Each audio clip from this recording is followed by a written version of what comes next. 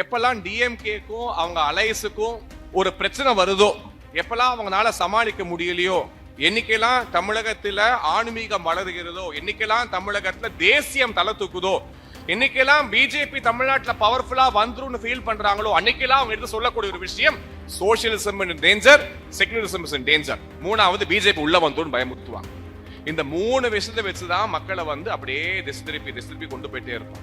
இன்னைக்கு டிஎம்கேக்கு என்னைக்கெல்லாம் அவங்க பாலிடிக்ஸ் வீக்கா இருக்கோ, உடம்பு எப்படி வீக்கானே நம்ம ஒரு சப்ளிமெண்ட் எடுத்துப்போம். அந்த மாதிரி டிஎம்கேவோட பாலிடிக்ஸ் என்னைக்கெல்லாம் வீக்காதோ அப்பெல்லாம் அவங்க எடுத்திருக்க சப்ளிமெண்டோட பேரு டாக்டர் அம்பேத்கர். டாக்டர் அம்பேத்கரை இந்தியாவிலே அதிக தவறாக பயன்படுத்திய கட்சி எதுன்னு கேட்டீங்கன்னா திராவிட முன்னேற்ற கழகம் தான். அம்பேத்கர் பேரை கெடுத்ததும் சரி, அம்பேத்கர் சொல்லாத விஷயங்களை சொன்னாரும் சரி, தவறான விஷயங்களை பொய்யாக பரப்பி தமிழகத்தில் அரசு செய்யக்கூடிய ஒரு கட்சி திராவிட முன்னேற்ற கழகமும் அவர்களோட கூட்டணி கட்சிகளும். இவரோட ஒரே நோக்கம் எல்லாம் இந்தியா அழிய வேண்டும், இந்தியா அழிய வேண்டும். பாகிஸ்தான் உருப்படணுங்கிற எண்ணமே கிடையாது. ஆனா இந்தியா அழியணும் என்ற எண்ணம், இந்து மதம் அழியணும் என்ற எண்ணம் மட்டும்தான் இருக்குது. அந்த பெனடிசமே அவங்களை அழித்து கொன்றுவிடும் என்பதை கூட உணர முடியாத காட்டு மிராண்டிகளாக இருந்து கொண்டு வருகிறார்கள். அவர்களுக்கு பாடம் புகட்டியது நம்ம வந்து 2 நேரத்துல, ஒன்னு கார்கில்ல, அதன் பிறகு நரேந்திர மோடிஜியின் தலைமையில் ஆபரேஷன் சிந்தூர்ல 4 நாள்ல போர்னு பாத்தீங்கன்னா 4 மாசம் நடக்குது. ரஷ்யால பாருங்க 1 வருஷமா நடக்குது, இஸ்ரேல் 1 வருஷமா நடக்குது. ஆனா 4 நாள்ல ஒரு நாடு சரண்டர் ஆச்சுன்னா அது இந்தியா அடிச்ச அடி. அப்படி அனைவருக்கும் இனிய காலை வணக்கத்தை தெரிவித்துக் கொண்டு, இன்னைக்கு ரொம்ப ஒரு அருமையான நாள். நம்ம எல்லாருக்குமே தெரியும், தமிழ்நாட்டில் மிக பெருமையாக கொண்டாடக்கூடிய ஆடி பெருக்கு நன்னாளிலே உங்கள் அனைவரையும் சந்திப்பதில் மிக்கற்ற மகிழ்ச்சி. குறிப்பாக ஆறுகள்லாம் பெருகி ஓடுவது போல் நம் வாழ்வில், அனைவர் வாழ்விலும், நம் திருநாட்டிலும் மகிழ்ச்சி பொங்கி வழிய வேண்டும் என்று ஆண்டவனை பிரார்த்தித்துக் கொண்டு, இந்த நன்னாளிலே 26 years of victory by our Indian armed forces over Pakistan, அதாவது கார்கிலில் வெற்றி பெற்ற 26வது ஆண்டை கொண்டாடும் விதமாக இந்த ஆடிப்பெருக்கு நன்னாளிலே சென்னையில் இன்றைய தினம் இந்த அருமையான நிகழ்ச்சிக்கு வருகை தந்திருக்கக்கூடிய மக்கள் அனைவரையும் வருக வருக என்று நமோ அறக்கட்டளையின் சார்பாகவும் சாணக்கியா டிவியின் சார்பாகவும் வரவேற்பதில் பெருமகிழ்ச்சி அடைகிறேன். நமக்கு வந்து இன்னைக்கு ஸ்டேஜ்ல வந்து ஒரு டிஸ்டிங்விஷ்ட் கெஸ்ட் இன்னைக்கு நம்மளுக்காக வந்திருக்காங்க. நம்ம எல்லாருக்குமே ராம் மாதவ் அப்படிங்கிற பேரு வந்து தெரியாதவங்க இருக்க மாட்டாங்க. ராம் மாதவ்ஜி வந்து ஆர்எஸ்எஸோட மிக முக்கியமான, மிக சீனியர் காரியகர்த்தாவாக இருந்து பிஜேபியோட தேசிய பொதுச் செயலாளராக கட்சியை வழி நடத்தி, நம்ம எல்லாருக்குமே தெரியும், ஒரு 2014க்கு முன்பாக நார்த் ஈஸ்ட் ஒன்று இருக்கிறது வந்து எல்லாருக்கும் தெரியும். ஆனா அங்க என்ன நடக்குது, அது இந்தியாவில் இருக்கா இல்லையா, அங்க டூரிஸ்ட் எல்லாம் போக முடியுமா முடியாதா அப்படிங்கிற கேள்வி வந்திருக்க காரணம் அங்க இருந்த இன்சர்ஜென்சி, மிலிட்டன்ட் இன்சர்ஜென்சி நார்த் ஈஸ்ட்ல வந்து பயங்கரமா இருக்கும். எப்படி காஷ்மீரோ அதை விட மோசமான ஒரு இன்சர்ஜென்சி நார்த் ஈஸ்ட்ல இருந்துச்சு. அப்படிப்பட்ட காலகட்டத்தில் இந்த நார்த் ஈஸ்டோட இன்சார்ஜாக பிஜேபியின் சார்பாக அனுப்பப்பட்டு அங்க சென்ற நாள் முதல் டெமோக்ராட்டிக் வேல்யூஸை திருப்பி கொண்டு வந்து, டெமோக்ரஸி வந்து இன்று அங்க ஒரு பீஸ்ஃபுல் சிச்சுவேஷன் இருக்குன்னா அதற்கு மிக முக்கியமான பங்கு வகித்தவர் நமது மரியாதைக்குரிய ராம் மாதவ்ஜி அவர்கள். நம்ம நிறைய பேருக்கு தெரியுமான்னு தெரியல, but he had a very big role in playing in ensuring that peace was restored in the northeast region of India against all the militant insurgency. இந்த டெமோக்ரஸி திரும்ப வந்ததற்கு ஒரு மிக முக்கியமான காரணம் திரு ராம் மாதவ் அவர்கள். அது மட்டும் இல்லாம இன்னைக்கு நமக்காக நேரம் ஒதுக்கி வருகை தந்ததற்கு நான் மிகவும் நன்றி கடன் பட்டிருக்கேன். கேட்டா நீங்க வந்து ஒரு 12 புக் எழுதியிருக்கார். அவர் இந்தியா ஃபவுண்டேஷனோட தலைவராக இருக்கிறார். இன்னைக்கு இந்தியா ஃபவுண்டேஷன் நிகழ்ச்சி நடத்தினாங்கன்னா, நான் ஒரு நிகழ்ச்சி அட்டன் பண்ணியிருக்கேன். Sri Lanka, Myanmar, Afghanistan, Bangladesh, Malaysia, Indonesia, பல கண்ட்ரீஸோட ஹெட்ஸ், பிரசிடென்ட் முதற்கொண்டு பிரைம் மினிஸ்டர் வரை அங்க வந்து ராம் மாதவ்ஜியை பார்க்கறதுக்கு வர அளவுக்கு இன்னைக்கு ஒரு மிக திறமையான இந்தியர் இருக்கான்ற ராம் மாதவ்ஜி அவர்கள். He's written 12 books, 12 புக் எழுதியிருக்கார். இந்த புக்ஸ் எல்லாமே பாத்தீங்கன்னா இந்திய கலாச்சாரம், இந்திய வரலாறு, இந்தியா பண்பாடு, இத வந்து சுத்தி இருக்கும். அதை விட முக்கியமா The Uneasy Neighbors, India and China after 50 years of war அப்படிங்கிற ஒரு அருமையான புக்கு. அதுல நம்ம கார்கில் போர்ல இந்தியாவோட பலம் என்ன, நம்ம எந்த அளவுக்கு நம்மளோட ராணுவ வீரர்கள் அந்த போர்ல வந்து அவங்களோட பங்கீடு எந்த அளவுக்கு இருந்துச்சு என்பதை மிக அழகாக விளக்கி இருக்கிறார். ராமாதோஜி, thank you for taking time and agreeing to be on stage with us to address this crowd today. அதே போல திரு நிரஞ்சன் அவர்களை நமக்கு அறிமுகப்படுத்த வேண்டிய அவசியம் இல்லை, எல்லாரும் பார்த்திருப்போம். இன்னைக்கு இந்தியாவை வந்து மட்டன் தட்டணும்னு நினைக்கக்கூடிய ஊடகங்கள்ல கூட போய் இந்திய ராணுவத்தோட பெருமையை தெளிவாக எடுத்துரைக்கக்கூடிய விஷயம் தெரிந்த ஒரு நபர் இருக்கா என்றால் திரு நிரஞ்சன் அவர்கள். அவர் நமக்கு நிறைய விஷயங்கள் கூற போகிறார்கள். அடுத்தது அண்ணன் திரு ரங்கராஜ் பாண்டே அவர்கள்.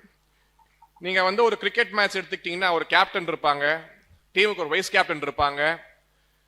ஆனா அந்த மேட்ச் முடிய போது யாரை பத்தி பேசுவோம்னா மேன் ஆஃப் த மேட்ச் பத்தி தான் பேசுவோம். அந்த மேன் ஆஃப் த மேட்ச் யாருன்னு கேட்டீங்கன்னா ரங்கராஜ் பாண்டே.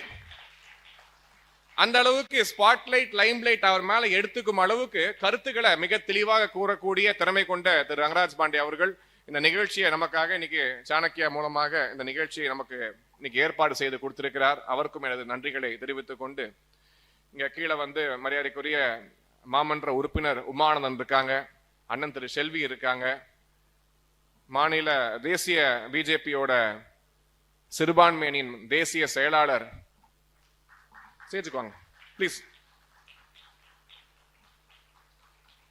அதாவது பிஜேபியில வந்து இஸ்லாமியர்களுக்கு எவ்வளவு முக்கியத்துவம் தராங்க அப்படிங்கறத வந்து மிக தெளிவாக எடுத்துரைத்து போரும் இடமெல்லாம் இஸ்லாமிய சகோதரர் கூட ஒருங்கிணைத்து செயல்படக்கூடிய நபர் இன்னைக்கு ஸ்டேஜ்ல இருக்காரு.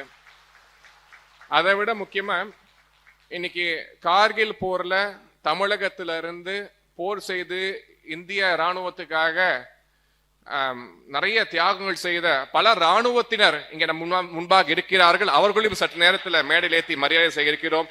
கர்னல் ராமன் அவர்கள் வந்திருக்கிறார்கள்.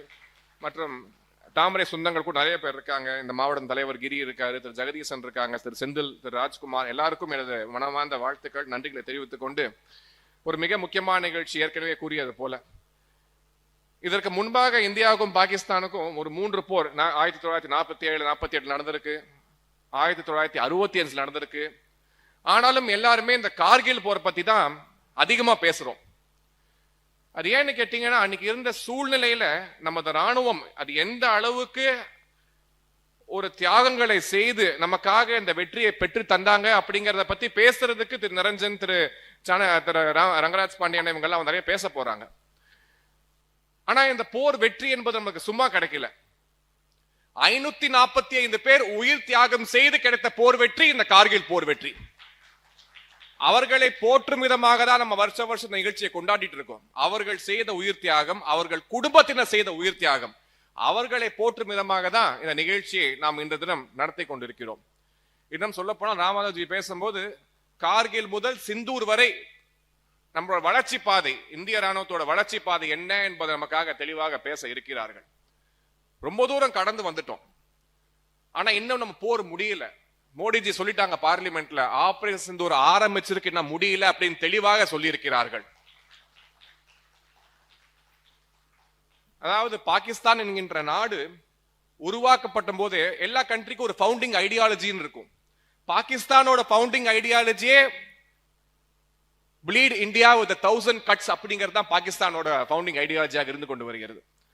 ஆனா இந்தியா கூட நேரடியா போர் செய்து ஜெயிக்கக்கூடிய திறமை பாகிஸ்தானுக்கு கிடையாது, எந்த நாட்டுக்குமே கிடையாது. அதனாலதான் தீவிரவாதம் ஒரு பக்கம், மிலிட்டரி ஒரு பக்கம், கோயில்ல குண்டு, ஸ்கூல்ல குண்டு, குழந்தைங்களை கொல்லுன்னு சொல்லி ஒரு மிக மோசமான ஒரு போரை இந்தியாவுக்கு எதிராக பாகிஸ்தான் எடுத்துக்கொண்டிருக்கிறது. ஆனா இந்திய ராணுவம் எதுக்கு ஒவ்வொரு போரையும் திரும்ப திரும்ப ஜெயிக்கிறாங்கன்னா அதற்கு முக்கியமான காரணம், இந்த கார்கில் போர்ல 16,000 அடி உயரத்துல போர் செய்வது வந்து சமவெளியிலயோ கடல் பரப்புலையோ வான்வெளியிலோ பரவாயில்ல, ஈஸியா இந்த நாடு வேணாலும் போர் செய்வாங்க. ரஷ்யால பண்றாங்க, ஆப்கானிஸ்தான்ல பண்ணலாம், ஈராக்ல பண்றாங்க. ஆனா ஹிமாலய மலைப்பரப்புல 16,000 அடிக்கு மேல ஆக்சிஜன் வந்து நம்ம சுவாசிப்பதற்கே ஆக்சிஜன் இல்லாத ஒரு இடத்துல போர் செய்யும் பொழுது மிக திறமை, மிக கடுமையான சூழ்நிலை. அந்த சூழல்ல வார் எத்திக்ஸ் அப்படிங்கறதே இல்லாத பாகிஸ்தானை வென்ற பிறகு டைகரில் ஆகட்டும், 0.4875 ஆகட்டும், அங்க தேசிய கொடியை நட்டு வைத்த பிறகு கூட பாத்தீங்கன்னா இந்திய ராணுவம் செய்த மிகப்பெரிய காரியம் கொல்லப்பட்ட இந்த பாகிஸ்தானை சேர்ந்த ராணுவத்தினரை அந்த நாடு எங்க ராணுவத்தினர் ஏத்துக்கொள்ள அவங்களுக்கு மனசு வரல. ஆனா அந்த பூத உடலுக்கு கூட மரியாதை செய்து அடக்கம் செய்த மரியாதை இந்திய ராணுவத்துக்கு இருந்துச்சு. அது ஏன் இப்படி பண்ணாங்கன்னா, இந்தியர்களிடம் பாரதிய வேல்யூ சிஸ்டம், நமக்குள்ள இருக்க இந்த பாரதிய வேல்யூ சிஸ்டம் தான் அந்த ஹியூமனிடேரியன் சொல்லி கொடுத்திருக்கு. எதிரியாக இருந்தாலும் கூட அந்த பூத உடலுக்கு மரியாதை தர வேண்டும் என்பது இந்திய ராணுவத்துக்கு தெரிஞ்சிருக்கு. அதனால்தான் Indian army is always great அப்படிங்கிற திரும்ப திரும்ப நம்ம நிரூபிச்சுட்டே இருக்காங்க. ஆனா இந்த பழக்கம், இந்த பாரதிய வேல்யூ சிஸ்டம் என்பது சுட்டு போட்டாலும் பாகிஸ்தானுக்கு வராது. சுட்டு போட்டா மட்டும் இல்ல, எத்தனை சுட்டு செத்தாலும் அவங்களுக்கு வரப்போறது கிடையாது. அதை அவங்களோட எதிர்பார்க்கவும் முடியாது. இப்படிப்பட்ட ஒரு நாடு, இவர்களுக்கு எதிராக நாம் போர் செய்து ஒரு மிகப்பெரிய வெற்றி அடைந்திருக்கிறோம். இது ஏன்னு கேட்டீங்கன்னா, we all பாரதியாஸ், நம்ம எல்லாருமே ஸ்ரீராமர் வழியில வந்தவங்க. நமக்குன்னு ஒரு வேல்யூ இருக்கு. அந்த சிஸ்டத்தை நம்ம கண்டிப்பாக எப்போதும் கடைபிடிப்போம் என்பதை நம்ம எல்லாரும் மனதில் வைத்துக் கொண்டு, நீங்க ஜியாவுல்லா காலம் ஆரம்பிச்சு இன்னைக்கு இருக்கக்கூடிய ஆசிப் முனிர் வரை பாத்தீங்கன்னா, அவங்க ஐடியாலஜி மாறல. அவங்களோட ரிலிஜியஸ் ஃபெனட்டிசமை வைத்து இந்தியாவுக்கு எதிராக ஒரு 1000 ஆண்டு கால போர் போல இன்று வரை அந்த இளைஞர்களை வழி தவறி நடத்தி வைத்து அவங்க ஒரு கல்ட் மாதிரி ஃபார்ம் ஆயிருக்காங்க. இந்த கல்ட் பாத்தீங்கன்னா மௌதூதி கல்ட்னு சொல்லுவாங்க. இந்த பாகிஸ்தான் இருக்கக்கூடிய இந்த மௌதூதி கல்ட் இருக்குல்ல, இதுலதான் பாத்தீங்கன்னா தீவிரவாதிகளை ட்ரெயின் பண்ணுவாங்க. ஆனா மிக அன்பார்ச்சுனேட்டான விஷயம் என்னன்னா, இன்னைக்கு ஃபீல்டு மார்ஷலாக இருக்கக்கூடிய ஆசிப் முனீர் கூட இந்த மௌதூதி கல்ட்டை செய்த மிக கொடூரமான நபராக தான் பாகிஸ்தான் வந்து கொண்டிருக்கிறார்கள். இவரோட ஒரே நோக்கம் எல்லாம் இந்தியா அழிய வேண்டும், இந்தியா அழிய வேண்டும். பாகிஸ்தான் உருப்படணுங்கிற எண்ணமே கிடையாது. ஆனா இந்தியா அழியணும் என்ற எண்ணம், இந்து மதம் அழியணும் என்ற எண்ணம் மட்டும்தான் இருக்குது.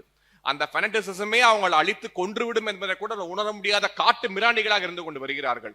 அவர்களுக்கு பாடம் புகட்டியது நம்ம 2 நேரத்துல, ஒன்னு கார்கில்ல, அதன் பிறகு நரேந்திர மோடிஜியின் தலைமையில் ஆபரேஷன் சிந்தூர்ல 4 நாள்ல போர்னு பாத்தீங்கன்னா 4 மாசம் நடக்கும். ரஷ்யால பாருங்க 1 வருஷமா நடக்குது, இஸ்ரேல் 1 வருஷமா நடக்குது. ஆனா 4 நாள்ல ஒரு நாடு சரண்டர் ஆச்சுன்னா அது இந்தியா அடிச்ச அடி அப்படி, இந்திய ராணுவம் அடிச்ச அடி அப்படி. என்னைக்கு ராவல்பிண்டியில போயிட்டு அந்த நூர்கான் பேஸ் அடிச்சு நொறுக்குனாங்களோ அன்னைக்கே பாகிஸ்தானோட தலையெழுத்து மாறிடுச்சு. இன்னைக்கு வாலாட்ட பயப்படுவாங்க. ஆனா இந்த போர் முடியல. நரேந்திர மோடி சொன்ன போல இந்த போர் முடியல. என்னைக்கு தீவிரவாதம் என்பது முழுமையாக முடிவடைகிறதோ அன்னைக்குதான் இந்த ஆபரேஷன் சிந்தூர் முடியும் அப்படிங்கிறத தெளிவாக கூறியிருக்கிறார்கள். ஆகவே இந்த பாகிஸ்தான் வரக்கூடிய கல்ட் நமக்கு ஒரு டேஞ்சரஸான ஒரு கல்ட். அதை நம்ம முறியடிக்க வேண்டும் என்பதில் மனதில் வைத்துக் கொண்டு, இன்னைக்கு நான் பாகிஸ்தானை பத்தியோ கார்கிலை பத்தியோ பேசுவதற்கு இவங்க இருக்காங்க. ஆனா என் மனசுல இருக்கக்கூடிய ஒரு ஆதங்கம், தமிழக பாஜகவை நிர்வாகிய நான் பார்க்கக்கூடிய ஒரு விஷயம், தமிழ்நாட்டில் பாத்தீங்கன்னா எப்போதும் என்ன நடக்குதுன்னா, எப்பெல்லாம் திராவிட முன்னேற்ற கழகம், நான் பாலிடிக்ஸ் பேசுறத மன்னிச்சுக்கோங்க, இது பாலிட்டிக்கல் ஸ்டேஜ் கிடையாது, இருந்தாலும் சொல்றேன், எப்பெல்லாம் டிஎம்கேக்கும் அவங்க அலையன்ஸுக்கும் ஒரு பிரச்சனை வருதோ, எப்பெல்லாம் அவங்களால சமாளிக்க முடியலையோ, என்னைக்கெல்லாம் தமிழகத்துல ஆன்மீகம் வளருகிறதோ, என்னைக்கெல்லாம் தமிழகத்துல தேசியம் தலை தூக்குதோ, என்னைக்கெல்லாம் பிஜேபி தமிழ்நாட்டில் பவர்ஃபுல்லா வந்துரும் ஃபீல் பண்றாங்களோ, அன்னைக்கெல்லாம் அவங்க எடுத்து சொல்லக்கூடிய ஒரு விஷயம், socialism in danger, secularism is in danger. இந்த 2 வார்த்தையை தான் வெளியே உடனே எடுத்து விடுவாங்க. 3வது பிஜேபி உள்ள வந்தோன்னு பயமுறுத்துவாங்க. இந்த 3 விஷயத்தை வச்சுதான் மக்களை அப்படியே திசை திருப்பி கொண்டு போயிட்டே இருப்பாங்க. இன்னைக்கு டிஎம்கேக்கு என்னைக்கெல்லாம் அவங்க பாலிடிக்ஸ் வீக்கா இருக்கோ, உடம்பு எப்படி வீக்கானே நம்ம ஒரு சப்ளிமெண்ட் எடுத்துப்போம். அந்த மாதிரி டிஎம்கேவோட பாலிடிக்ஸ் என்னைக்கெல்லாம் வீக்காதோ அப்பெல்லாம் அவங்க எடுத்திருக்க சப்ளிமெண்டோட பேரு டாக்டர் அம்பேத்கர். டாக்டர் அம்பேத்கரை இந்தியாவிலேயே அதிக தவறாக பயன்படுத்திய கட்சி எதுன்னு கேட்டீங்கன்னா திராவிட முன்னேற்ற கழகம் தான். அம்பேத்கர் பேரை கெடுத்ததும் சரி, அம்பேத்கர் சொல்லாத விஷயங்களை சொன்னாரும் சரி, தவறான விஷயங்களை பொய்யாக பரப்பி தமிழகத்தில் அரசு செய்யக்கூடிய ஒரு கட்சி திராவிட முன்னேற்ற கழகமும் அவர்களோட கூட்டணி கட்சிகளும். ஆனா இவர்களுக்கெல்லாம் தெரிந்திருக்க வாய்ப்பு இல்லை. அம்பேத்கர் அவர்கள் நமக்கு கொடுத்திருக்கக்கூடிய கான்ஸ்டிடியூஷன்ல இருந்த 3 வார்த்தை, India will be constituted as a democratic republic and a sovereign country தான் சொன்னாரே தவிர, India will be a secular country no, India will be a socialist country no, அவர் எங்கேயுமே சொல்லல. இதெல்லாம் இடை சொருகல்கள். இதெல்லாம் காங்கிரஸும் திமுகவும் உள்ள சொல்கிய வார்த்தைகள். India will be a democratic republic sovereign countryயாக மட்டுமே தான் அம்பேத்கரோட வார்த்தைகள் இருக்குமே தவிர நீங்க சொன்ன மாதிரிலாம் இந்தியாவை மாத்தி காட்ட முடியாது. இன்னைக்கு இன்டெலெக்சுவல் அப்படிங்கிற ஒரு புது பேரை எடுத்து இந்தியாவை திசை திருப்பி நம்ம ராணுவத்தோட பெருமையை இன்னைக்கு வெளிநாட்டு ஊடகங்கள் செய்யக்கூடிய 4 தவறான செய்திகளை ராகுல் காந்தி பார்லிமெண்ட்ல கொண்டு போய் இந்தியா அவமானப்படுத்த நினைக்கிறார். இப்படிப்பட்ட தேச துரோகிகள் ஒழிக்கப்பட வேண்டும் என்பது எந்த விதமான சந்தேகமும் இல்லை.